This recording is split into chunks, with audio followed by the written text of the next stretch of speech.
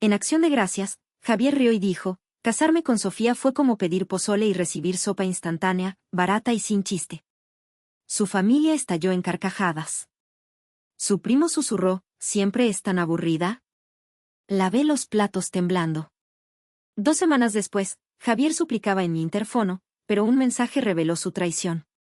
Doña Carmen escribió, regresa. Respondí, la sopa instantánea no se recalienta.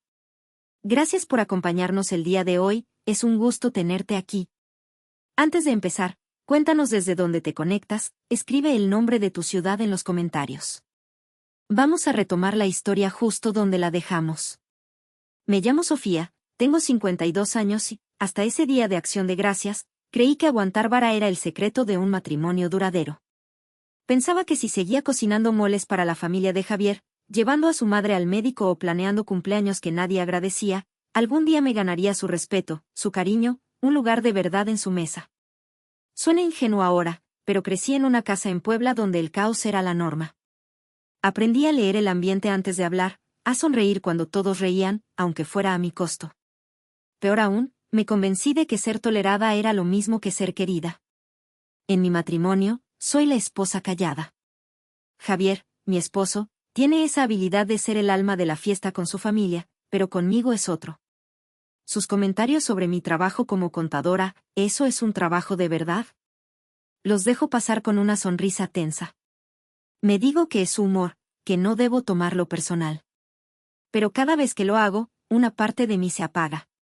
Aún así, sigo adelante, porque eso me enseñaron, ser útil, ser fuerte, no hacer olas. Creo, o quiero creer, que si sigo siendo la que resuelve, la que organiza, la que nunca se queja, algún día me verán. Estoy cansada, lo admito.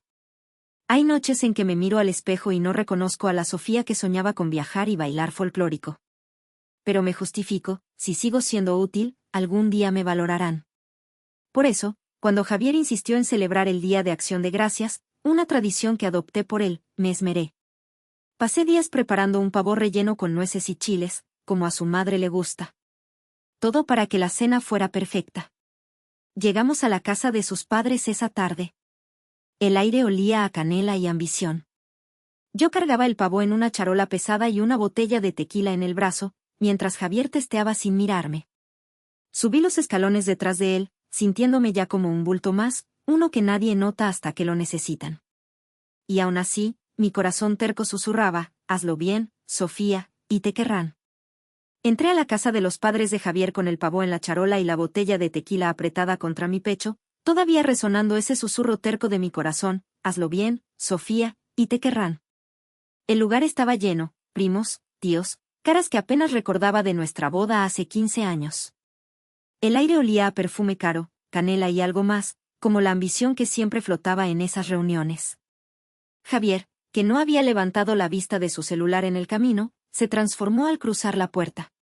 De repente era el hombre encantador, repartiendo abrazos y chistes, mientras yo me quedaba atrás, como un bulto olvidado en el maletero. Puse el pavo en la mesa de la cocina, donde la madre de Javier, doña Carmen, me dio una sonrisa de esas que no llegan a los ojos. Qué bueno que trajiste algo, Sofía, dijo, como si mi esfuerzo fuera una sorpresa. Su padre, don Raúl, un exmilitar que hablaba como si diera órdenes en un cuartel, me interceptó en el pasillo. ¿Todavía con tu trabajito de números, Sofía? Cuando vas a hacer algo de provecho, dijo con una risita que no invitaba a responder. Sonreí, como siempre, apretando los dientes. Había aprendido a no discutir con él, no porque me intimidara, sino porque sabía que mis palabras nunca llegarían a ningún lado. La cena empezó a las 5, con la mesa larga llena de platos y risas. Me senté entre el primo de Javier, Eduardo, que siempre olía a loción barata, y una tía que hablaba de sus viajes a Cancún como si fueran hazañas heroicas. Javier estaba enfrente, ya con un par de tequilas encima, riendo demasiado alto por cosas que no tenían gracia. Yo servía el pavo, cortando rebanadas con cuidado, cuando la conversación giró hacia los matrimonios. Alguien mencionó la boda de un sobrino, y entonces Javier levantó su copa, con esa sonrisa que usaba cuando quería ser el centro de atención. Honestamente, dijo, con los ojos brillando por el alcohol, casarme con Sofía fue como pedir un pozole de chef y recibir sopa instantánea, barata y sin chiste. La mesa estalló en carcajadas, un rugido que me atravesó como un cuchillo. Doña Carmen se tapó la boca, fingiendo estar escandalizada, pero sus ojos brillaban de diversión. Don Raúl soltó una risotada que hizo temblar los vasos. Hasta los niños, que no entendían, rieron porque todos lo hacían. Sentí mi garganta cerrarse, como si hubiera tragado vidrio. No hablé. No podía. Seguí cortando el pavó, con las manos temblando, mientras Javier me miraba. «Ay, no te pongas así, es broma», dijo, con un tono que sonaba más a fastidio que a disculpa. Eduardo, a mi lado, susurró, «¿Siempre es tan aburrida?». Como si no fuera suficiente, Javier, para animar la mesa, sacó su celular y mostró una foto mía de hace 20 años, cuando trabajaba como secretaria. «Miren, aquí está Sofía antes de que se volviera una amargada», dijo, pasándola de mano en mano. La familia rió más fuerte, haciendo comentarios sobre mi ropa pasada de moda y mi peinado. Me sentí desnuda, expuesta, como si hubieran arrancado una capa de mi frente a todos. No dije nada. Recogí mi plato, luego el de Javier, y seguí con los demás, uno por uno, mientras la conversación volvía al fútbol y las apuestas. En la cocina, bajo el chorro de agua fría, lavé los platos con las manos temblando, pero no de tristeza. Era furia, una furia que no sabía que llevaba dentro, creciendo como brasas. Mi silencio ya no era sumisión. Era algo más, algo que aún no entendía, pero que me hacía sentir viva por primera vez en años. El agua fría seguía corriendo sobre los platos en la cocina de los padres de Javier, pero las brasas de mi furia no se apagaban. Esa noche, mientras lavaba los restos de mi pavó relleno, el que preparé con días de esfuerzo para una familia que se burló de mí, algo dentro de mí se rompió. No fue la broma de Javier comparándome con sopa instantánea, ni la foto vieja que sacó para humillarme. Fue la risa, esa ola cruel que me desnudó frente a todos. En el silencio del coche, mientras Javier manejaba y seguía testeando, mi mente no paraba. No dije una palabra, y por primera vez, mi silencio no era para complacer. Era una promesa a mí misma. A la mañana siguiente, mientras Javier dormía, empaqué una maleta. Nada dramático, ropa, mis aretes favoritos, el rosario de mi abuela. No dejé nota, no hice ruido. Cerré la puerta de nuestra casa en Cholula y manejé al departamento que compré hace años con mis ahorros, un secreto que nunca compartí con él. Era un lugar pequeño en el centro de Puebla, con ventanas que daban a la catedral. Lo compré pensando en emergencias, pero nunca imaginé que la emergencia sería mi propio corazón. Al entrar, el silencio del lugar me abrazó. Puse mi maleta en el suelo y me senté en el sillón, mirando las paredes vacías. No sentí alivio, no aún. Sentí miedo, pero también una chispa de algo nuevo. Javier no tardó en darse cuenta. A mediodía, mi celular vibró con un mensaje, ¿en serio te fuiste por una broma? ¡Qué exagerada! No respondí. Horas después, otro, ¿dónde estás? Esto es ridículo. Ignoré sus llamadas, dejando que el buzón se llenara. Para la noche, su tono cambió, Sofía, ¿qué te pasa? Dime algo. Luego llegaron los mensajes de doña Carmen, su madre, con ese tono de regaño que usaba cuando no seguía sus reglas. Sofía, abandonar a tu esposo por una tontería es inmaduro. Regresa y arréglalo. Los leí, pero no contesté. Cada mensaje que ignoraba era un ladrillo en la pared que estaba construyendo entre ellos y yo. Sola en mi departamento, lloré. No por Javier, no por su familia. Lloré por la Sofía que creí que debía soportar todo, los comentarios sobre mí, trabajito de números, las risas que cortaban como navajas, la idea de que ser útil era suficiente. Me dolía la joven que fui, la que soñaba con bailar folclórico y viajar, la que se perdió en un matrimonio donde era un mueble más. Pero en esas lágrimas encontré claridad. Saqué mi celular y empecé a guardar capturas de los mensajes de Javier y su madre, cada palabra un recordatorio de por qué me fui. Llamé a una amiga abogada, Lupita, y le conté todo. Quiero saber mis opciones, le dije, con una calma que me sorprendió. Ella prometió ayudarme. Esa noche, compré un cuaderno, algo que no hacía desde que era joven. Sentada en la mesa, con una taza de café, escribí, no soy sopa instantánea. Soy un banquete que no supieron valorar. Esas palabras se sintieron como un juramento. No sabía qué seguía, pero por primera vez en años, No estaba corriendo detrás del cariño de nadie. Mi silencio, ese que Javier siempre vio como debilidad, ahora era mi fuerza. Y aunque él no lo sabía, ese silencio lo estaba asustando. Escribir en mi cuaderno que no era sopa instantánea, sino un banquete, me dio una claridad que no había sentido en años. En mi departamento en el centro de Puebla, rodeada de un silencio que ya no me pesaba, empecé a ver mi vida con nuevos ojos. La furia que nació en la cocina de los padres de Javier, mientras lavaba los platos de una cena donde me humillaron, no se apagó. Pero ya no era un fuego que me quemaba, era una luz que me guiaba. Mi silencio, ese que Javier y su familia siempre tomaron por su misión, se estaba convirtiendo en algo poderoso. Y pronto lo usaría para mostrarles que la Sofía que creían invisible tenía más fuerza de la que imaginaban. Una tarde, mientras revisaba correos, recibí un mensaje de mi amiga Clara, con quien comparto la mitad de un salón de eventos en las afueras de Puebla. Era un negocio pequeño, algo que montamos hace años para bodas y quinceañeras, y yo manejaba las reservaciones desde mi laptop. Clara mencionó que Eduardo, el primo de Javier, había reservado el lugar para su boda en mayo. Recordé su susurro en la cena, ¿siempre es tan aburrida? Algo en mí se encendió. Llamé a Clara y le dije, cancela esa reservación. Devuelve el anticipo y di que es por un conflicto familiar irreconciliable. Ella dudó, pero cuando le conté lo de la cena, la broma de la sopa instantánea, la foto vieja, las risas, accedió. Tú mandas, Sofía, dijo. Colgué con una calma fría, como si hubiera movido una pieza en un ajedrez que ellos ni sabían que jugábamos. El contraataque no tardó. 2 días después, mi celular vibró con una notificación del grupo de WhatsApp familiar de Javier. Era un mensaje suyo, largo y venenoso: Sofía es una resentida que nunca encajó con nosotros. Siempre se quejó de todo y ahora quiere hacernos quedar mal. Adjuntó una lista falsa de quejas mías, que doña Carmen era una mandona, que don Raúl me intimidaba, que Eduardo era un presumido. Nada de eso lo había dicho, pero el grupo explotó con reacciones. Una tía escribió, qué vergüenza. Otra prima, siempre supe que no era de fiar.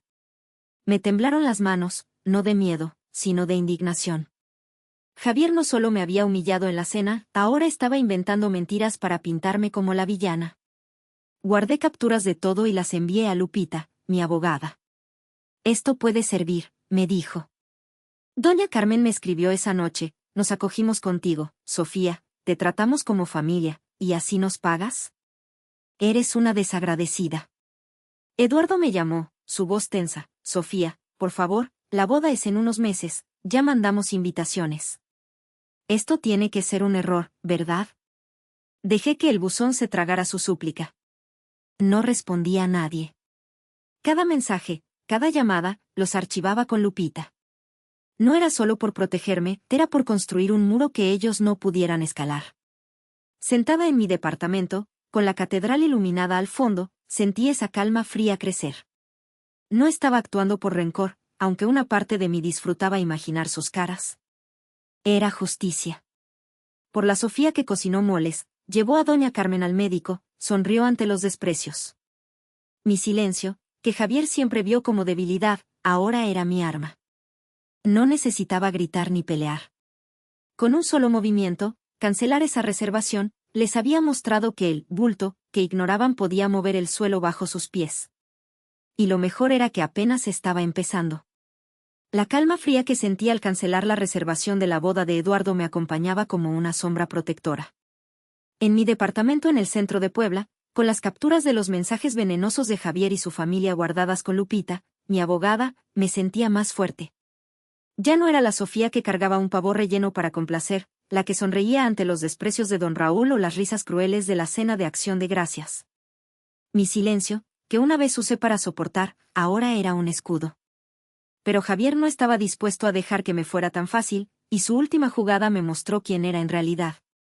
Una noche, 2 semanas después de cancelar la reservación, el interfono de mi edificio sonó.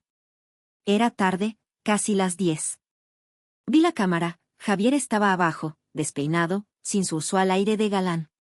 Llevaba una chamarra arrugada, como si la hubiera agarrado del suelo. Sofía, por favor, déjame subir, suplicó, su voz temblorosa. Dudé, pero algo, quizá curiosidad, quizá el eco de la Sofía que aún quería creer en él, me hizo abrirle. Subió y se paró en mi sala, con los ojos rojos. La broma de la sopa instantánea fue un error, dijo. Estaba borracho, quería hacer reír a todos. Te extraño, Sofía. Esto no es lo mismo sin ti. Sus palabras sonaban sinceras, pero sus manos inquietas y su mirada esquiva me decían otra cosa. Lo escuché, de pie, sin invitarlo a sentarse. No dije nada, solo lo miré, dejando que mi silencio lo pusiera nervioso. Entonces, mi celular vibró. Era un mensaje de mi amiga Clara, la del salón de eventos. Sofía, no quería meterme, pero vi a Javier con otra en un café. Dicen que anda diciendo que lo dejaste y que necesitaba consuelo. Sentí un nudo en el estómago, pero no sorpresa. Miré a Javier, que seguía hablando de cuánto me necesitaba. Le dije, levantando el celular. ¿Quién es ella, Javier? La que te está consolando porque, según tú, yo te abandoné. Su cara cambió, de súplica a pánico. Balbuceó algo sobre malentendidos, pero luego, con un suspiro, soltó la verdad. Necesitaba a alguien que no fuera tan seria, Sofía. Alguien que no se tomara todo tan a pecho. Sus palabras fueron como un eco de la cena, de la foto que mostró, de la lista falsa en WhatsApp. No era solo una broma. Era quien él era. Di un paso hacia la puerta y la abrí.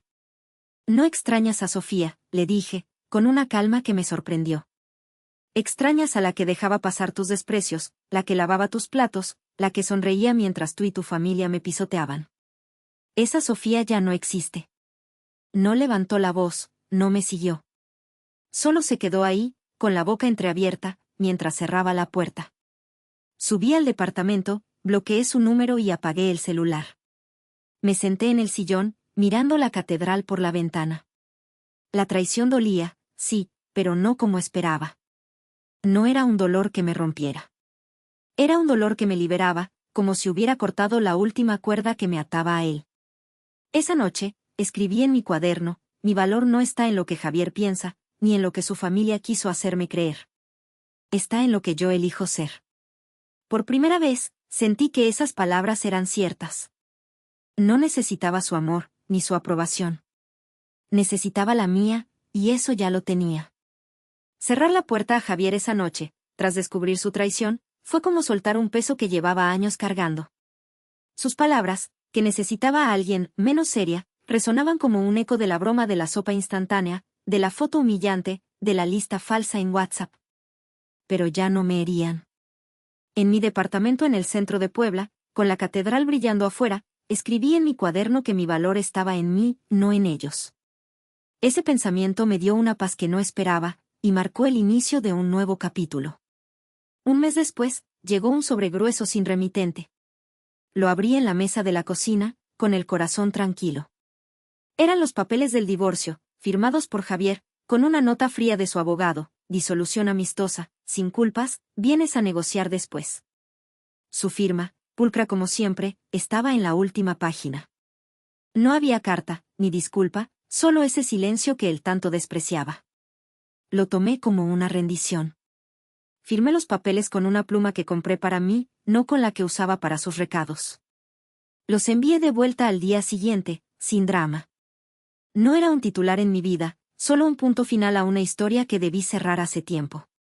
Sentí alivio, puro y ligero, como si hubiera exhalado un aliento que guardé desde aquella cena de acción de gracias. La familia de Javier no se quedó callada. Eduardo, el primo cuya boda cancelé, subió una historia a Instagram. Hay quienes creen que el silencio es fuerza, pero solo es cobardía disfrazada. Me reí, no por amargura, sino porque su intento de herirme era tan predecible. Doña Carmen me llamó días después, su voz menos autoritaria de lo usual. Sofía, valías más de lo que mostramos. Nunca supimos decírtelo, dijo. Escuché el mensaje en el buzón, pero no respondí. Sus palabras llegaban tarde, y yo ya no necesitaba su aprobación. Guardé el mensaje con Lupita, mi abogada, por si acaso. Empecé a reconstruir mi vida, pedazo a pedazo. Me inscribí en terapia, no por Javier, sino por la Sofía que creyó que debía agradar a todos. Aprendí a callar esa voz que me pedía soportar. Pinté mi departamento con azules y naranjas vivos, colores que me recordaban a los mercados de Puebla. Retomé el baile folclórico, algo que amaba de joven, y mis primeras clases fueron como volver a respirar. Reconecté con amigas como Clara, que admitieron haber notado el trato de Javier pero pensaron que yo lo aceptaba. Nunca más me callo, les dije, y me creyeron. La boda de Eduardo se hizo en un salón pequeño en Atlixco, con la mitad de los invitados. Supe por Clara que fue un evento forzado, sin el brillo que esperaban. Javier subió una foto a redes, solo en un bar, con un pie cursi. A veces el silencio enseña más que las palabras. No sentí rencor, ni satisfacción. Solo paz. Mi vida ya no giraba alrededor de ellos. Estaba construyendo una mesa donde yo era el banquete, y eso era suficiente. La paz que sentí al dejar atrás a Javier y su familia no era solo por el divorcio, firmado con alivio en mi departamento pintado de azules y naranjas. Era por algo más grande, me estaba encontrando a mí misma. La Sofía que bailaba folclórico en clases llenas de risas, que hablaba con amigas como Clara sin miedo a ser juzgada, que ya no necesitaba la aprobación de doña Carmen ni las palabras vacías de Javier, estaba viva. La cena de Acción de Gracias, con su broma de la sopa instantánea, la foto humillante y las risas crueles, se sentía como un eco lejano. Mi silencio, que una vez usé para soportar, ahora era mi fuerza, y con él construía una vida que me pertenecía. Un día, en una clase de baile, conocí a Laura, una maestra de arte que organizaba talleres comunitarios para niños en Puebla. Tenía el cabello corto, teñido de morado, y una risa que llenaba el cuarto. Me invitó a uno de sus talleres, diciendo, «Tienes una vibra que encaja, Sofía». Fui, más por curiosidad que por convicción. Entre pinceles y risas de niños, le conté la historia de la cena, la broma del pozole instantáneo, la traición de Javier con otra mujer. No buscaba compasión, solo compartir. Laura me miró, con una seriedad cálida, y dijo, «Sofía, mereces respeto de banquete, no sobras de nadie». Sus palabras se clavaron en mí, no porque fueran nuevas, sino porque venían de alguien que no me pedía nada a cambio. No lloré, pero quise. Por primera vez, sentí que alguien veía a la Sofía que yo estaba redescubriendo. Terminé la terapia unos meses después, no porque hubiera resuelto todo, sino porque entendí que mi fuerza siempre estuvo en mí. La voz que me decía, «Aguanta, sé útil», se apagó, reemplazada por una que decía, «Vive, Sofía». Bailé en un festival local, con mi falda de folclórico girando bajo las luces, y me sentí viva, como si la joven que soñaba con viajar y reír sin miedo hubiera regresado. Rediseñé mi vida con intención, compré muebles de madera que olían a nuevo, me inscribí en clases de cocina para aprender a hacer tamales como mi abuela, y planeé un viaje a Oaxaca con Clara y otras amigas. Cada paso era una declaración, no necesitaba ser la esposa callada, ni el bulto que cargaba el pavó para la familia de Javier. Recibí la confirmación final del divorcio en un sobre blanco, sin drama. Lo guardé en un cajón, como un recibo de algo ya pagado. Esa noche, me senté en mi balcón con un mezcal, mirando Puebla iluminada. La catedral brillaba, y pensé en todo, la lista falsa en WhatsApp, la boda cancelada de Eduardo, la voz de doña Carmen admitiendo que valía más. Nada de eso me definía ya. La libertad no es irte, escribí en mi mente. Es no necesitar que te pidan quedarte. Ese pensamiento me envolvió como una cobija, cálido y mío. Abrí mi cuaderno, el mismo donde anoté que no era sopa instantánea. Escribí, «Soy Sofía, no un plato de segunda. Soy un festín, y elijo mi mesa». Cerré el cuaderno y sonreí. La historia no terminaba con Javier, ni con su familia, ni con las heridas que dejaron. Terminaba conmigo, bailando, riendo, viviendo. Para las mujeres como yo, que han sacrificado tanto, este era mi mensaje: la fuerza siempre está dentro, esperando a que la dejes salir. Y cuando lo haces, no hay mesa donde no puedas sentarte como reina. Muchas gracias por acompañarnos hasta el final, realmente lo aprecio. A veces, las personas que más amamos son quienes dejan las cicatrices más profundas. Si llevas un dolor que tu familia nunca vio, siéntete con la libertad de compartirlo abajo. Tu voz podría hacer que alguien se sienta un poco menos solo hoy.